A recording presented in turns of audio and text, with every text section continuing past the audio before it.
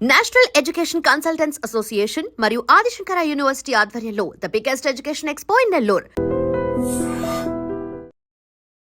దత్త జయంతి అని చెప్పి మాట్లాడుకుంటూ ఉంటాము. దత్త జయంతి రోజు గురువులను ఆరాధించాలని కూడా చెప్తూ ఉంటారు. ఎటువంటి గురువులను ఆరాధించాలి? నిజంగా ఆ రోజున గురువుని ఆరాధించాలా?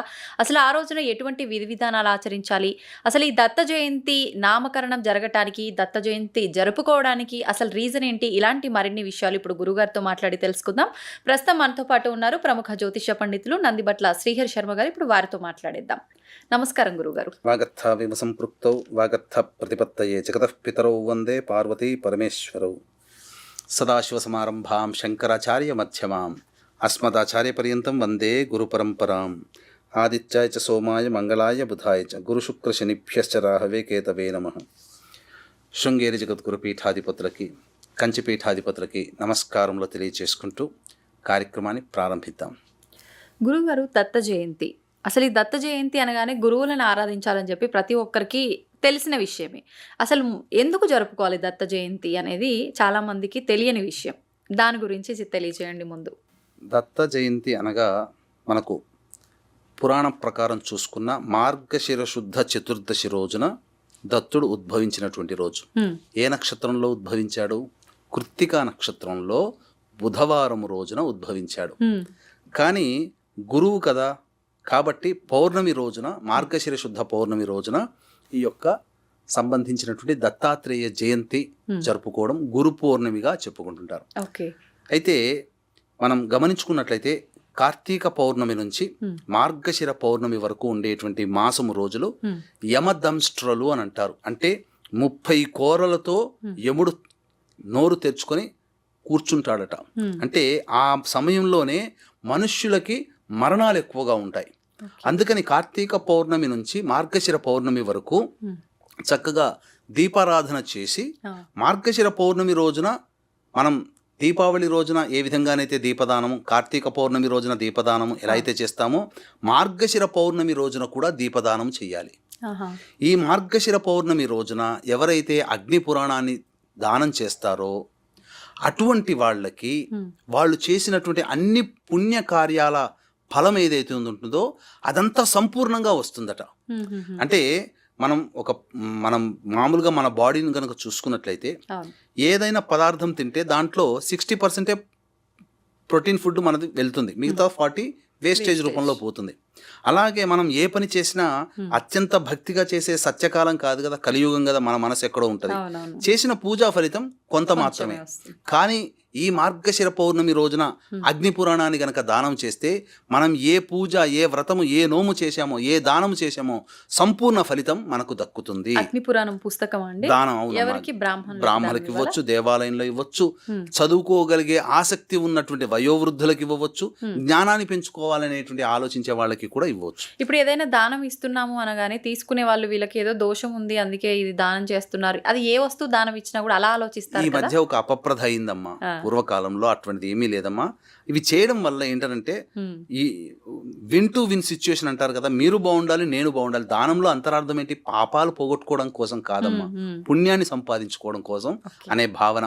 ఇప్పుడు మనం దానం చేసాం ఒకళ్ళకి, వాళ్ళు కూడా దానం చేస్తారు కదా, మనకు కూడా దానం ఇవ్వవచ్చు, తప్పేమీ లేదు.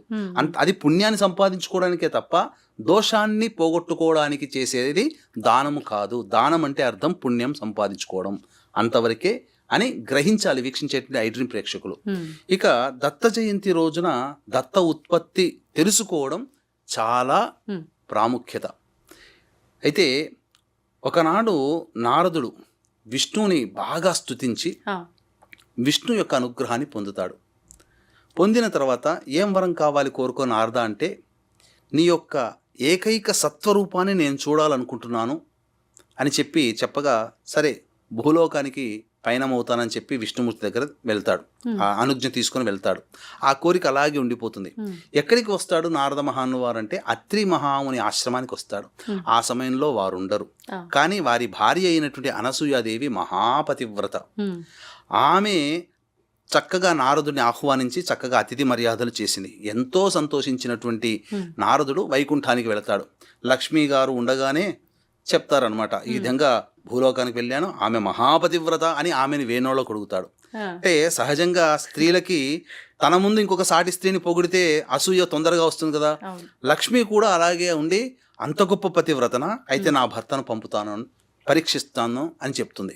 అంతటి వెంబడే కైలాసానికి వెళ్తాడు, ఇదే విధంగా చెప్తాడు. పార్వతి కూడా అసూయ చెంది నా భర్తను పంపిస్తాను పరీక్ష కోసమని.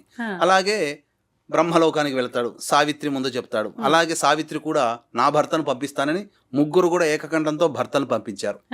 అత్రి ఆశ్రమాన్ని దగ్గరికి వెళ్ళగానే అప్పుడు ఈమె పాతివ్రత్యాన్ని పరీక్షించాలనే ఉద్దేశంతో త్రిమూర్తులందరూ కూడా బ్రాహ్మణ వేషధారణతో వెళ్ళగా బ్రాహ్మణులుగా రాగానే అతిథి సత్కారాలు చేసింది.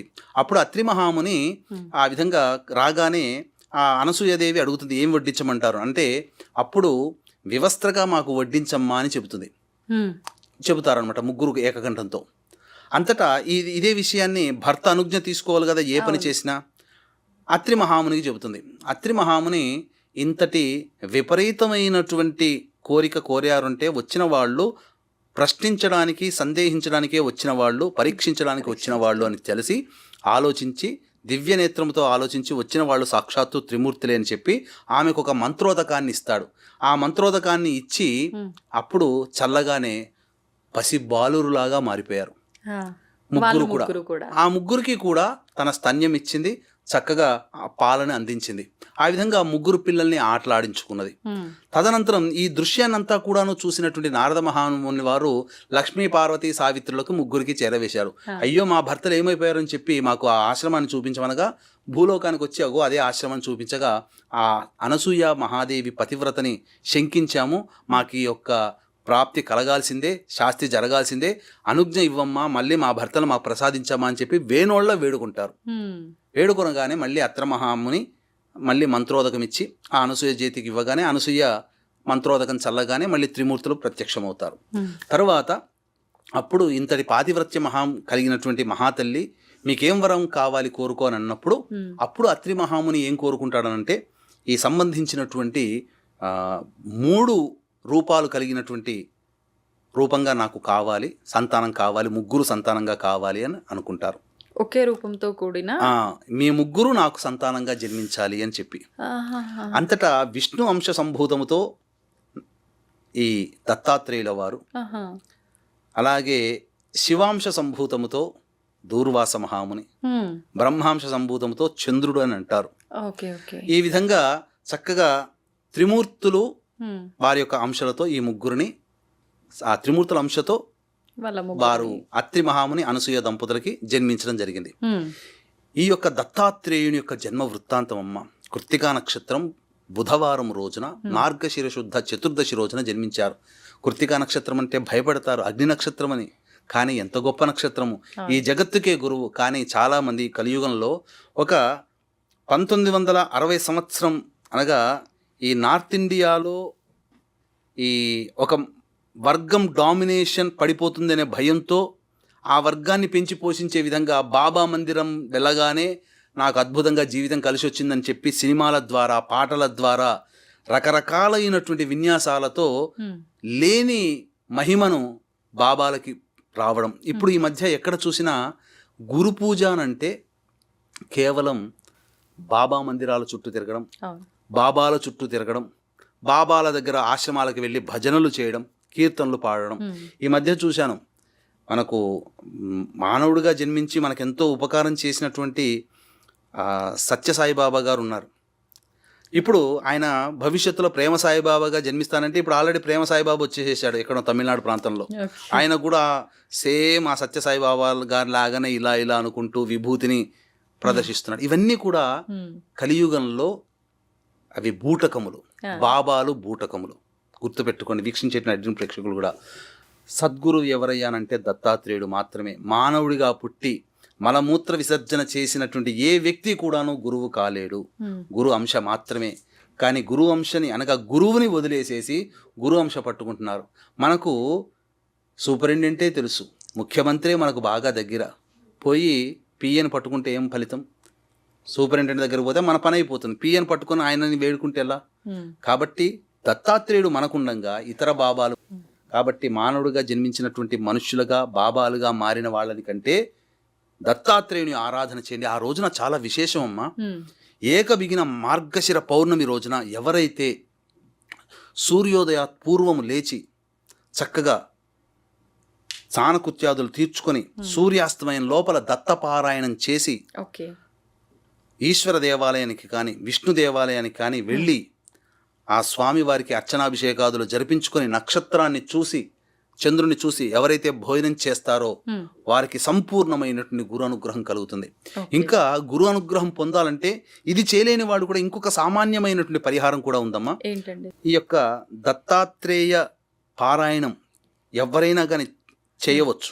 ఆ రోజు మొత్తం చేస్తే అంత సమయం మాకు కేటాయించలేము. చాలా సులభంగా గురు అనుగ్రహం ఏ విధంగా కలగాలి అన్నప్పుడు శివాలయంలో నవగ్రహ దేవాలయాలు ఉంటాయి కదమ్మా. అవునండి. ఆ కాళ్ళు చేతులు కడుక్కొని పొద్దున్నే స్నానం చేసి నవగ్రహాల చుట్టూ శివాయ నమః అంటూ 27 ప్రదక్షిణలు చేసి నవగ్రహాల్లో ఉత్తరం వైపు ఫేస్ పెట్టి ఉన్నటువంటి బృహస్పతి గ్రహం ఉంటుంది. ఆ బృహస్పతి గ్రహానికి ముందు రోజే నానబెట్టినటువంటి 108 శనగల దండమాలని చక్కగా గురుగ్రహానికి వేసి అష్టోత్తర పూజ, పసుపు రంగు పూలతో అష్టోత్తర పూజ చేసి మేడి పూలతో చేస్తే చాలా విశేషం. ఎందుకంటే ఔదుంబర వృక్షం దగ్గర వెలిసినటువంటి వాడు ఈ యొక్క దత్తాత్రేయుడు. ఔదుంబర వృక్షం చాలా ప్రీతికరం. మేడి పూలు దొరకకపోతే చామంతి పూలు, పసుపు రంగు పూలతోనైనా కానీ చేయొచ్చు.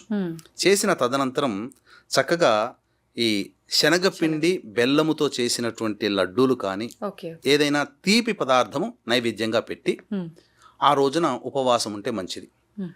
ఈ విధంగా చేసినట్లయితే గురు అనుగ్రహం కలుగుతుందమ్మా. దత్తాత్రేయుని తప్ప ఇతర ఏ బాబాలని పూజించినా ఫలితము నిష్ఫలమే, అందులో సందేహం లేదు. అందుకనే కలియుగంలో అసలు గురుతత్వం పోతుంది. ఇటువంటి గురువు కాని గుగ్గురువులని పూజించడం ద్వారా నరకలోక ప్రాప్తి కలుగుతుంది. ఈనాడు గురువారం వచ్చిందనంటే శివాలయానికి ఒకప్పుడు పూర్వకాలంలో మా తాత ముత్తాతలు శివాలయంలోకి విష్ణు ఆలయంలోకి వెళ్ళడం చూశాం.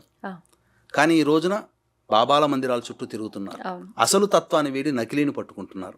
కాబట్టి చక్కగా ఈ యొక్క దత్తాత్రేయ ఆరాధన అన్నప్పుడు దక్షిణామూర్తి స్వరూపంగా గురు రూపంలో వెలిశాడు ఈశ్వరుడు, హయగ్రీవుడి రూపంలో గురు రూపంగా వెలిశాడు విష్ణు భగవానుడు. కాబట్టి విష్ణు ఆలయాన్ని శివాలయాన్ని సందర్శించుకుంటే దత్తాత్రేయుని యొక్క అనుగ్రహం కలుగుతుంది. అత్తి చెట్టు, ఔదుంబర వృక్షం అత్తి చెట్టు కాబట్టి కంచిలో విష్ణు కంచి ఉంది. ఆ విష్ణు కంచిలో ఉన్నటువంటి మూల విరాట్ విగ్రహము అత్తి చెట్టుతో చేసినటువంటిది. కాబట్టి ఆ విష్ణు కంచిలో వరదరాజ పెరుమాళ్ళని దర్శనం చేసుకున్నా మంచిదే. కాకపోతే ఇప్పుడు అదంతా కూడా మళ్ళీ బావిలో పెట్టడం జరిగింది. ఆ బావి దగ్గరికి వెళ్ళి నమస్కారం చేసుకున్నా చాలు. ఎందుకంటే అది దత్తాత్రేయ స్వరూపమైనటువంటి అత్తి చెట్టు యొక్క కాండముతో చేయబడినటువంటి విగ్రహం. కాబట్టి దత్తాత్రేయుని యొక్క అనుగ్రహం సంపూర్ణంగా కలుగుతుంది. లేదు, అత్తి చెట్టుతో మూల కాండముతో చేసినటువంటి దత్తాత్రేయ విగ్రహాన్ని ఆ రోజు తెచ్చుకొని ఆ రోజు పౌర్ణమి రోజున పూజ చేసి ప్రతి పౌర్ణమికి కూడాను పూజ చేస్తూ ఉంటే ఆ ఇంట్లో గురువు నిలకడగా ఉంటాడు. గురువు ఉన్నాడు అంటే విద్య వస్తుంది, సంతానం కలుగుతుంది, డబ్బులు వస్తాయి, కీర్తి ప్రతిష్టలు పెరుగుతాయి, పనులలో అనుకూలత కలుగుతుంది.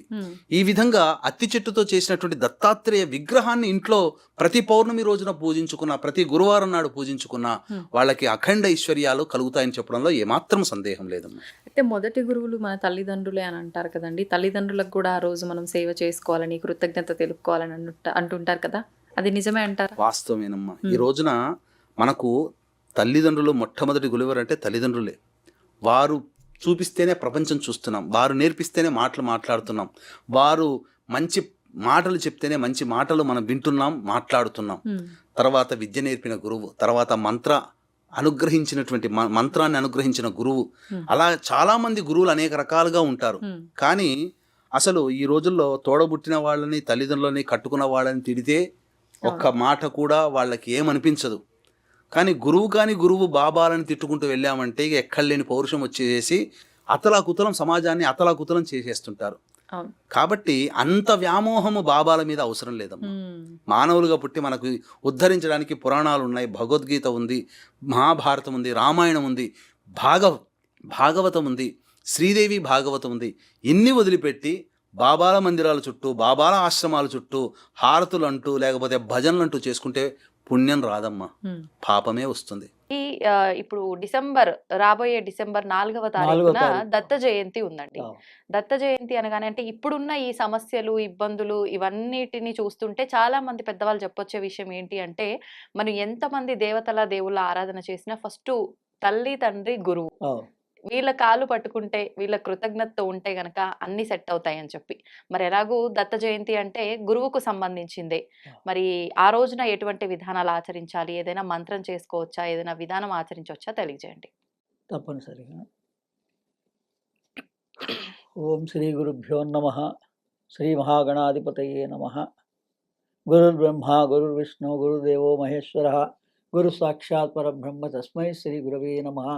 అఖండమండలాకారం వ్యాప్తమైన చరాచరం యత్పదం దర్శనమేన తస్మై శ్రీ గురవే నమః. ఓం నిర్నామ నిఖిలేశ్వర నిరంజనానందఘన త్రిపురా పరమేశ్వర గగన సింధు భైరవ మహావతార్ బాబాజీ శ్రీ శరణౌ నమః. విశ్వం గురుభ్యో నమః. సచ్చితానంద గురుభ్యో నమః. వందే గురుపదద్వంద్వం అవాన్మానసగోచరం రక్తశుక్లప్రభామిశ్రం అతర్క్యం త్రైపురం బ్రహ్మాస్తకుండికాహస్తాం శుద్ధజ్యోతిస్వరూపిణిం గాయత్రిం వేదమాతరం. ఈ గురుస్వరూపాలు కృతయుగంలో మేధా దక్షిణామూర్తిగా, త్రేతాయుగంలో దత్త స్వరాట్గా, ద్వాపర యుగంలో వ్యాస భగవానుడుగా, కలియుగంలో ఆది శంకరాచార్యులుగా వీళ్ళని గురుస్వరూపాలుగా ప్రామాణికంగా మనందరం భావిస్తాం. అందులో మామూలుగా గురు పూర్ణిమ కన్నా కూడా చాలా విశేషమైంది గురు సాంప్రదాయంలో దత్త పూర్ణిమ. అదే లక్షల్లో పాదయాత్రతో మహారాష్ట్ర వాళ్ళు కానీ, కర్ణాటకలో కానీ గాన్గాపూర్కి వస్తారు. లక్షల్లో జనం వస్తారు ప్రతి సంవత్సరం కూడా. అందుకని డిసెంబర్ 4వ తారీఖుగా పౌర్ణిమగా వస్తోంది దత్త పౌర్ణిమ. మాది కుర్తాళ పీఠం. మౌనస్వామి పాదాభివందనం చేస్తూ మా మేనమా విమలానంద భారతి, తర్వాత ప్రస్తుత పీఠాధ్యక్షులు శ్రీ సిద్ధేశ్వరానంద భారతి, వాసుదేవానంద భారతి వారి పాదాలకి ప్రణమిల్లుతూ మనం దత్త అనగానే శ్రీ శ్రీ శ్రీ అవధూతేశ్వరులు గణపతి సచ్చిదానంద స్వామివారికి కూడా పాదాభివందనం చేస్తూ వారి యొక్క అనుగ్రహంతో ఈరోజు ఈ కార్యక్రమం ఉంది. ఈరోజు తెల్లారుజామునే గణపతి సచ్చిదానంద స్వామివారి స్వయాన దర్శనమిచ్చి ఈ బీజాక్షరాలను చెప్పని కూడా కొన్ని బీజాక్షరాలను చెప్పడం జరిగింది. మాకు దర్శనమిచ్చి ఏ రకంగా అండి? స్వప్నంలోనా? అంటే చాలాసేపు తెల్లారుజామున బ్రాహ్మీ ముహూర్తంలో మనకు వస్తూ ఉంటాయి. అంటే మనం రాత్రి పడుకోబోయేటప్పుడు దేన్ని స్మరిస్తూ పడుకుంటామో దానికి సంబంధించిందే స్వప్నంగా వస్తుంది. మళ్ళీ తెల్లారిన తర్వాత కూడా అదే మెటీరియలైజ్ అవుతుంది. అదే ఇప్పుడు ఈ రోజున ఫలానా దత్త జయంతి సందర్భంగా ఇంటర్వ్యూ ఉందని మరి దత్తుల వారిని మా గురువు అస్మద్ గురుభ్యో నమః డాక్టర్ ఆనందఘన అరిపిరాల విశ్వం గారు 2000 సంవత్సరం నుంచి 2011 దాకా ఆయనతో అనుబంధం. ఆయనకి స్వయాన దత్తాత్రేయుల వారు ప్రత్యక్షమైనారు.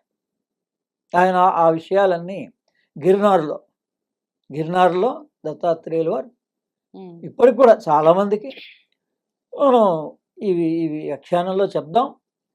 సామాన్యులకు కూడా ఆయన ఎలా దర్శనమిస్తారు అన్నది. అందుకని ఇది ప్రామాణికంగా మనం ఈ దత్త భాగవతం అనేటువంటిది ఈ గురు చరిత్ర ద్వారా మనకు తెలుసు. కానీ మొట్టమొదట ఈ గురు చరిత్రని రాసిన వారు తెంబై స్వామి వాసుదేవానంద సరస్వతి. ఆయన గురు సంహితగా మరాఠీలో రాశారు దీన్ని. మొట్టమొదటిలో ఇప్పుడు ఈ కలియుగంలో మనకి గురు చరిత్ర ఎక్కడి నుంచి వచ్చింది. దాని తర్వాత మనకి తెలుగులో రాసిన వాళ్ళు తాడేపల్లి రాఘవనారాయణ శాస్త్రి గారు, చందోలు. ఆయన ఈ గురు చరిత్ర దత్త భాగవతం అనే పేరు మీద మూల గ్రంథాన్ని ఒక 1000 పేజీలు ఉంటుంది. దాంట్లో విశేషమైనటువంటి అన్ని మనకి జీవిత కాలంలో కావలసిన విషయాలన్నీ అందులో ఉంటాయి. అంటే దత్తభక్తులు ఎవరన్నా ఉన్నట్లయితే వాళ్ళు దాని పారాయణ నిత్య పారాయణ గ్రంథంగా దాని మీద రాసి ఉంటుంది.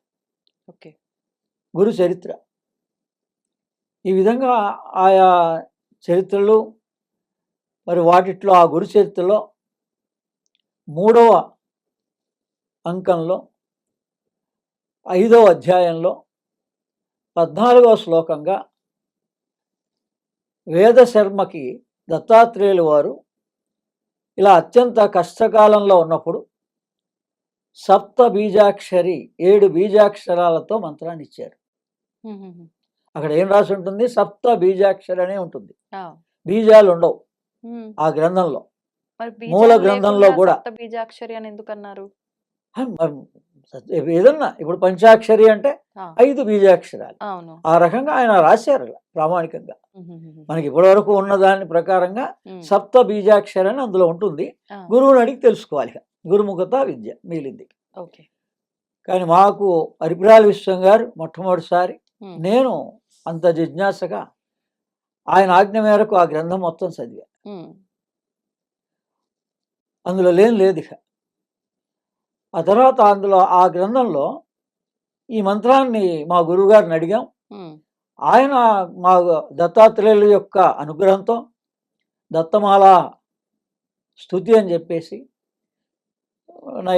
2000 సంవత్సరానికి ముందే ఆయన చాలా చిన్న పుస్తకం అది రాశారు. అందులో ఆయన మంత్రాన్ని కూడా ఇచ్చారు. అది ఇప్పుడు అవైలబుల్ లేవు ఆ బుక్స్. కానీ మాకు 10 సంవత్సరాల పాటు 2000 నుంచి 2010 దాకా ప్రతి దత్త జయంతి రోజున కూడా అనేక మంత్రాలని మాకు ఉపదేశించి సాధన చేయించారు. అందులో విశేషమైంది ఈ రోజున మన ఈ సంవత్సరం సందర్భంగా మనం రాబోయే ఈ డిసెంబర్లో 2025వ సంవత్సరం విశ్వావసునామ సంవత్సరం దక్షిణాయనం మార్గశిర మాసంలో వస్తుంది. మాసానాం మార్గశిర శీర్షోష్మి అని భగవద్గీతలో ప్రామాణికం. అటువంటి మార్గశిర మాస పౌర్ణమికి లోకానికి దత్తాత్రేయులు వారి అనుగ్రహంతో, గణపతి సచ్చిదానంద గారి అనుగ్రహంతో, మా గురువులు పరమ గురువులు ఆనందగన విశ్వం గారి అనుగ్రహంతో, అరిపిరాల విశ్వం గారి అనుగ్రహంతో మీ అందరికీ కూడా, అంటే నాతో ఉన్న అనుబంధం ఉన్న వాళ్ళకి, నాతో ఉపదేశం గతంలో చేసుకున్న వాళ్ళకి, దేశ విదేశాల్లో వాళ్ళకి అందరికీ కూడా అనువుగా ఈ మంత్రాన్ని నేను ఉపదేశిస్తున్నాను. మిగిలిన వాళ్ళంతా కూడా మామూలుగా 14 నామాలు కూడా చదువుతాం. నామాలు ఒకవేళ సంశయం ఉన్నవాళ్ళు నామాలు చేసుకోవచ్చు. మంత్రం మామూలుగా ద్రాం బీజం చేసుకోవచ్చు వాళ్ళంతా. ఒకవేళ సందేహం ఉన్నవాళ్ళు ద్రాం బీజం సర్వజనులు చేసుకోవచ్చు. దత్తుడు అంటే దత్త, ద అంటే ఇచ్చేవాడు, తా అంటే అమృతం. మనకి అమృతత్వాన్ని ప్రసాదించేటువంటి సద్గురువు. అంటే మనకి ప్రారంధాలున్నా కష్టాలున్నా, ఇలా ఏమన్నా మన ధనం కోల్పోయిన వాళ్ళు ఉంటారు, అనేక రకాల సమస్యలతో ఉంటారు. వీళ్ళందరికీ కూడా ఈ ప్రారంధాలని తీర్చే దాంట్లో దత్తాత్రేయులే మొట్టమొదట గురువు. ఆయన్ని మించిన దేవతా స్వరూపాలు లేరు ముక్కోటి దేవతల్లో. అందుకని ఎవరికైనా ఆర్థిక ఇబ్బందులు ఉంటే ఓం నమో భగవతే కార్తవీర్యార్జునాయ నమః అని, ఓం నమో భగవతే కార్తవీర్యార్జునాయ నమః, ఓం నమో భగవతే కార్తవీర్యార్జునాయ నమః. కార్తవీర్యార్జునుడు ఎవరు అని అంటే విష్ణువు యొక్క సుదర్శన చక్రంలో ఆ చక్రం అహంకారానికి గురైతే కథగా పురాణంగా కార్తవీర్యార్జునుడిగా పుట్టాడు. ఆ అహంకారం అణచడానికి మళ్ళా పరశురాముడుగా వచ్చి ఆయన సంహారం చేశాడు. అందుకని ఆయన విశేషమైన భక్తుడు, దత్తభక్తుడు. అందుకని ఓం నమో భగవతే కార్తవీర్యార్జునాయ నమః అని ఉంటుంది, దత్త భాగవతంలో ఉంటుంది. అది ప్రామాణికంగా ఇది అందరూ కూడా ఎవరికి ఆర్థిక సమస్యలున్నా, ఈతి బాధలున్నా, అనేక రకాల సమస్యలున్నా కూడా ఆచరించుకోవచ్చు. ఇప్పుడు మనము ఉపదేశించేటువంటి ఈ సప్త బీజాక్షరి మంత్రం మనకి ఆత్మజ్ఞానాన్ని ప్రబోధిస్తుంది. ఈశ్వరానుగ్రహ ప్రాప్తి ద్వారా ఉమ్, ఒక సాధకుడికి మన లోపల ఓజస్సు అని ఉంటుంది, ఓజస్సు తేజస్సు అని. ఉమ్, ఆ ఓజస్సు అనేటువంటిది 5 విభాగాలుగా ఉంటుంది. ఉమ్, మనం ఏదైతే దేవతలను 5గా అనుకుంటున్నామో ఈ దేవతలంతా మానవ దేహంలోని శక్తులే, శక్తి స్వరూపాలే. ఉమ్, ఈ 5 రకాలు ఏమిటంటే ఓజస్సు, మేధ, ప్రజ్ఞ, ప్రతిభ, ఉత్పత్తి. ఇది మొట్టమొదటిసారి ఉమ్, నా ద్వారా మా గురువులు చెప్పిస్తున్నారు. ఈ 5 రకాల తేజస్సు మన దేహంలో దహర చక్రం వరకు, బ్రహ్మరంధ్ర పర్యంతం నుంచి దహరం వరకు కూడా ఒక నాడి, స్పెషల్గా ఒక 101 నాడుల్లో ఒక నాడి ఉంటుంది. ఉమ్, అమృతత్వ నాడి అంటారు దాన్ని. ఓకే. అది సద్గురు నాన్నగారికి ఓపెన్ అయింది. ప్రామాణికంగా ఎవరన్నా అటువంటి అనుభవం పొందారా అంటే ఉమ్, రమణ మహర్షి శిష్యుడు సద్గురు నాన్నగారు. ఆయనకి ఆ విరూపాక్ష గుహలో వెళ్ళినప్పుడు ఆయన చరిత్రలో రాశారు, అనేక స్పీచ్లో చెప్పారు. నాకు హృదయ గుహ తెరుచుకుంది అన్నారు ఆయన పేరు సద్గురు నాన్నగారు. అంతే, ఆహా. అదే పేరు అంతే ఉంటుంది. అదే పేరు. పేరు కొట్టి వచ్చే సద్గురు నాన్నగారు. ఆహా. ఆయనది జున్నూరులో ఆశ్రమం ఉంది, రమణాశ్రమం. ఓకే. ఈ ఎలై పర్సన్ అంటే మామూలుగా ఆయన ఉన్నప్పుడు ఉమ్, సాక్షాత్ రమణులే. Okay okay. అలాంటి వారు ఉన్నారు. అందుకని ఈ గురుస్వరూపం. అందుకని ఇది గణపతి సత్యనారాయణ గారు మనకి దత్తగిరి అని హైదరాబాద్లో రామోజీ ఫిలిం సిటీ దగ్గర నుంచి 10 కిలోమీటర్ల దూరంలో పోచంపల్లి మండలంలో దత్తగిరి క్షేత్రం ఉంది, విశేషమైంది. ఆహాహా. సాక్షాత్ దత్తాత్రేయుల యొక్క అక్కడ మనం ఉపాసన చేస్తే దత్తుడు ప్రత్యక్షం అవుతాడు. ఉమ్, అలాగే గాన్గాపూర్ ఉంది విశేషంగా, ఉమ్, అందరికీ తెలిసిందే. పిఠాపురం, కురోపురం. ఉమ్, కురోపురంలో కూడా దత్తుని యొక్క తపోవనం అంటారు, ఆ, తపస్సు చేసిన చోటు. పంచపహాడ్ ఛాయా ఆశ్రమం ఉంది, ఉమ్, దత్త ఛాయా ఆశ్రమం. అక్కడ శ్రీపతి గారు నిర్వహిస్తున్నారు ఆ ఆశ్రమాన్ని. గతంలో మా గురువు గారిని తీసుకెళ్ళాను. ఉమ్, అది ఆరంభం చేయకముందు కూడా ఆయన సూచించిన చోట్లోనే ఆ ఆశ్రమం ఏర్పాటు చేయబడింది, శ్రీపతి గారని. అక్కడ మీ అందరూ కూడా, మనందరం కూడా దత్త జయంతి రోజున నామస్మరణకి ఆయన చాలా సంతోషిస్తాడు. రామనామం చేస్తే ఆంజనేయ స్వామి ఎలా ప్రత్యక్షం అవుతాడో, దత్తనామస్మరణ చేస్తే దత్తాత్రేయులు వారు సూక్ష్మంగా నేను అక్కడ ఉంటాను అన్నారు. ఇప్పుడు ఈ క్షణంలో కూడా ఆయన సూక్ష్మంగా మన మధ్యలో ఉన్నారు. ఉమ్, దిగంబర దిగంబర శ్రీపాదవల్లభ దిగంబర, దిగంబర దిగంబర నృసింహ సరస్వతి దిగంబర. మీరు కూడా చెప్పండి. ఆయన సూక్ష్మంగా మీకు కూడా దర్శనమిస్తారు, స్వప్నంలో దర్శనమిస్తారు తప్పనిసరిగా. రాత్రి పడుకోబోయేటప్పుడు కనుక ఇటువంటి నామాన్ని కానీ మంత్రాన్ని కానీ ఆచరించి మనం అదే ధ్యాసలో పడుకుంటే మీకు తప్పనిసరిగా 3 రోజులు నన్ను స్మరిస్తే నేను ప్రత్యక్షంగా దర్శనమిస్తాను సశరీరంగా అని ఆయన వాగ్దానం దత్తభాగవతంలో ఉంటాయి. ఇవన్నీ ఆహాహా. ఇవన్నీ విషయాలు నేను చెప్పినవన్నీ దత్తభాగవతంలో ఉంటాయి. ఉమ్, అందుకని దిగంబర దిగంబర మీరు కూడా అనండి, 3 సార్లు అండి. దిగంబర దిగంబర శ్రీపాదవల్లభ దిగంబర, దిగంబర దిగంబర నృసింహ సరస్వతి దిగంబర. అంటే మొట్టమొదటి అవతారం శ్రీపాదవల్లభుడుగా పిఠాపురంలో పాదగయ దగ్గర ఆయన పాదాలని అక్కడ ఉంచి, మనకి గయలోకి వెళ్తే ఎంత ప్రాముఖ్యతో మనకి దక్షిణ దేశంలో పిఠాపురంలో మన కోసమని ఏర్పాటు చేశాడు. అందుకని దాని పాదగయ అంటారు. Okay okay. గయతో సమానం. ఇక్కడ ఉమ్, పితృదేవతలకి పితృదేవత కార్యక్రమాలు నిర్వహిస్తారు. అక్కడ శక్తిపీఠం కూడా శక్తి అమ్మవారి ఉంది కదా? ఉమ్, అమ్మవారి శక్తిపీఠం కూడా ఉంది. దత్తాత్రేయులు వారు ప్రతిష్ఠ చేశారు. ఆదిశంకరాచార్యులు కూడా అక్కడ, ఆయన కూడా ఆ క్షేత్రానికి తన తపస్సు జారపోశారు. ఉమ్, ఈ విధంగా దత్త అంటే దత్త నామంలోనే అంతటి మహిమ ఉంది. ఉమ్, అమృతత్వ ప్రాప్తిని కలిగించేటువంటి వాడు. దాన్ని మనం దేహంలో ఓజస్సు అంటాం. ఆ ఓజస్సు బ్రహ్మరంధ్రం నుంచి సహస్రారం వరకు ఉంటే ఉమ్, దాన్ని మేధ అంటారు. అక్కడ మనకు మేధా దక్షిణామూర్తి దర్శనం కలిగిందని ఎవరన్నా అంటే వీళ్ళ తేజస్సు, ఈ ఉమ్, కుండలిని శక్తి జాగృతమై తేజస్సుగా ఓజస్సుగా పరిణమించి ఉమ్, ఆ ఓజస్సు బ్రహ్మరంధ్రం నుంచి సహస్రార పర్యంతం కాంతిగా ఉంటుంది. వాళ్ళకి గోచరింపబడింది. ఓకే. ఓకే. అప్పుడు వాళ్ళకి మేధా దక్షిణామూర్తి అనుగ్రహ ప్రాప్తి కలిగింది అని మనం నమ్మచ్చు.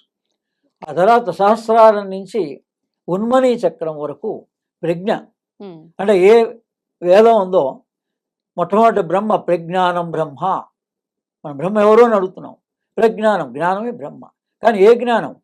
మనమున్న చదువు కాదు కదా, ధన సంపాదన కోసం ఉన్న దీన్ని జ్ఞానం అనుకుంటున్నాం.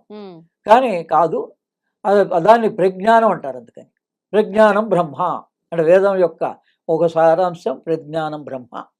అయమాత్మ బ్రహ్మ, తత్వమసి సారాంశం, వేద సారాంశం. అందుకని ప్రజ్ఞానం బ్రహ్మ అని, ప్రజ్ఞ అనేటువంటిది మన దేహంలో సహస్రారం నుంచి ఉన్మని దాకా ఉంటుంది. బ్రహ్మరంధ్రం నుంచి సహస్రారం దాకా ఉండేటువంటి ఆ చైతన్యాన్ని మేధ అంటారు. మేధ తర్వాత ప్రజ్ఞ, ప్రజ్ఞ తర్వాత ప్రతిభ. ఉన్మని నుంచి ఆజ్ఞాచక్రం వరకు మన గనక ఒక చైతన్యం మన లోపల ప్రసరించబడి ఉంటే ఆ యోగ ధ్యానం వల్ల దాన్ని ప్రతిభ అంటారు. దాని తర్వాత 5 మేధ, ప్రజ్ఞ, ప్రతిభ, ఉత్పత్తి.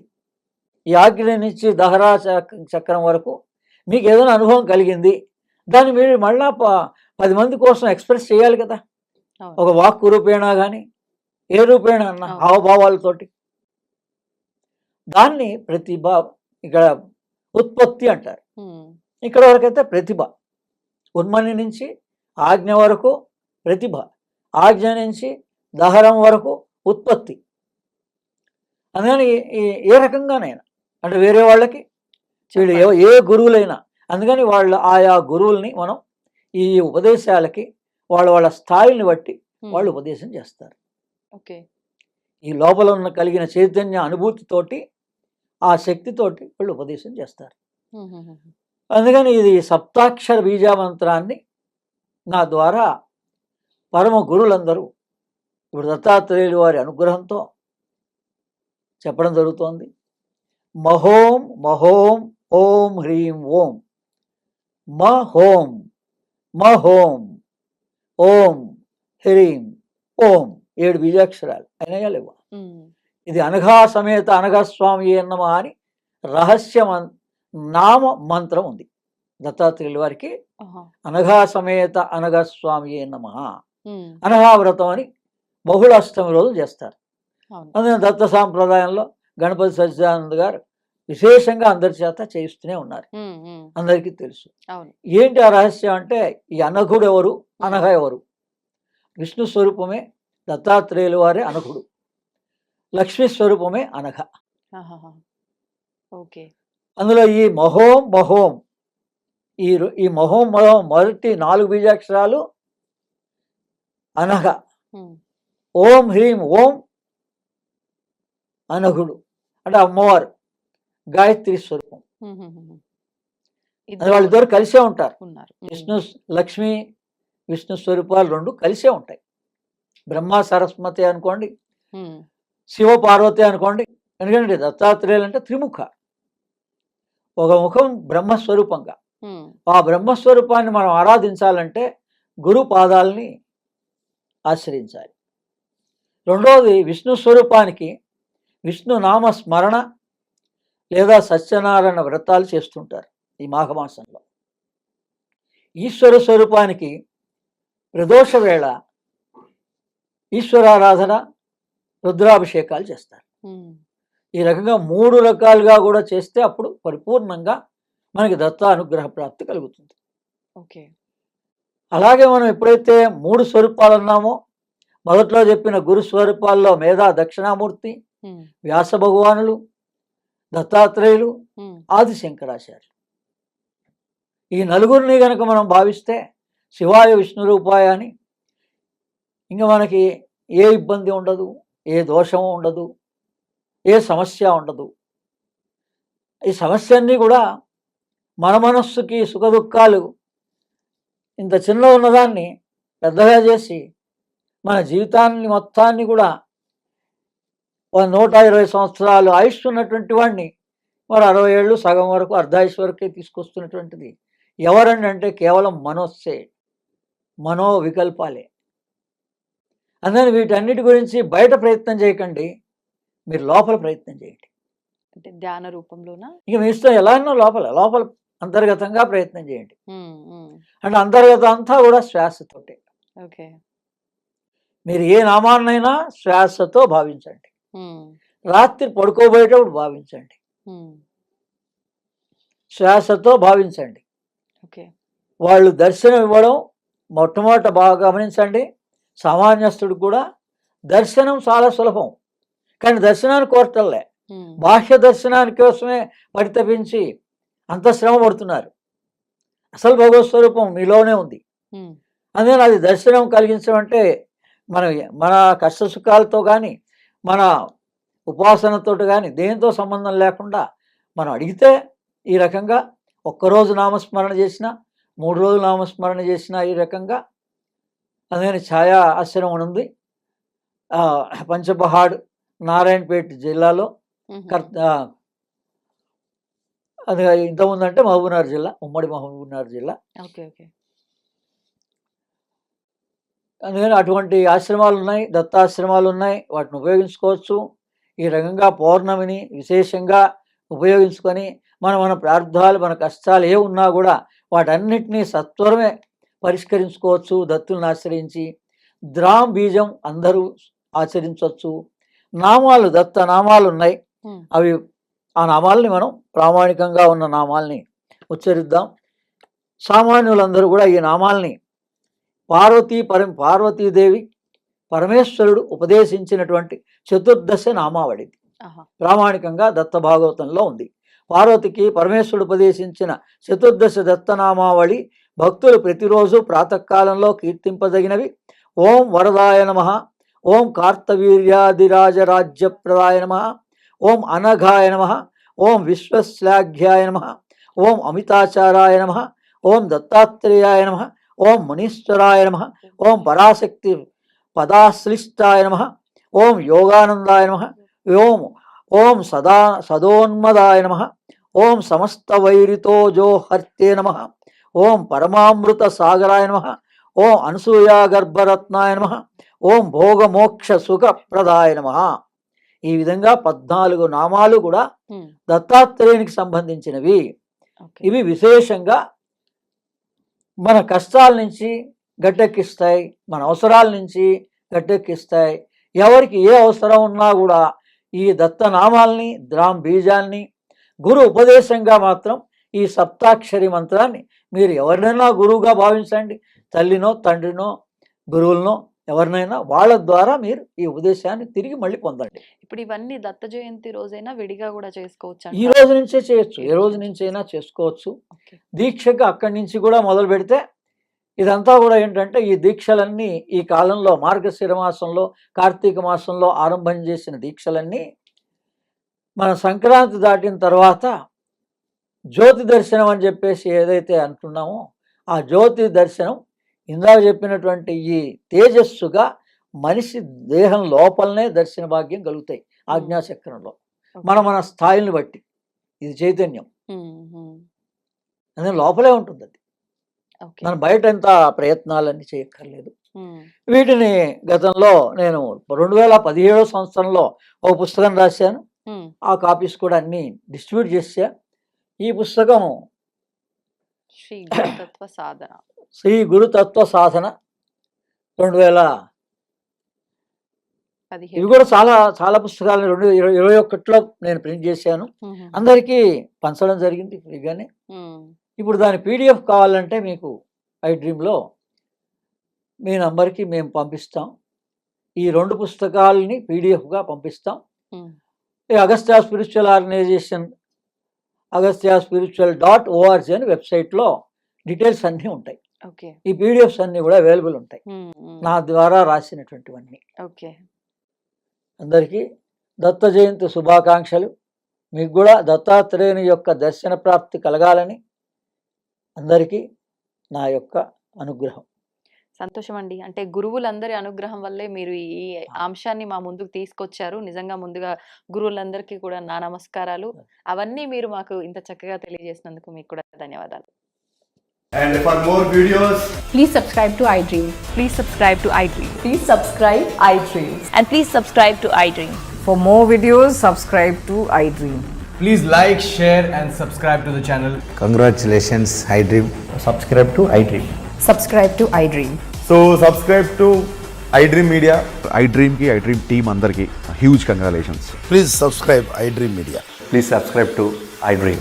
Subscribe iDream. Please subscribe to iDream. iDream అంటే నా కళల ఛానల్ను సబ్స్క్రైబ్ చేసుకున్న నోరు తిరుగుతలేదు, మీరైతే గంట గుర్తు కొట్టండి. For more such videos, please subscribe to iDream. Subscribe to iDream. Please subscribe to iDream. Please subscribe iDream Media. Please do subscribe to iDream. Please subscribe to iDream Media. For best entertainment and information, please subscribe iDream. And don't forget to subscribe to iDream.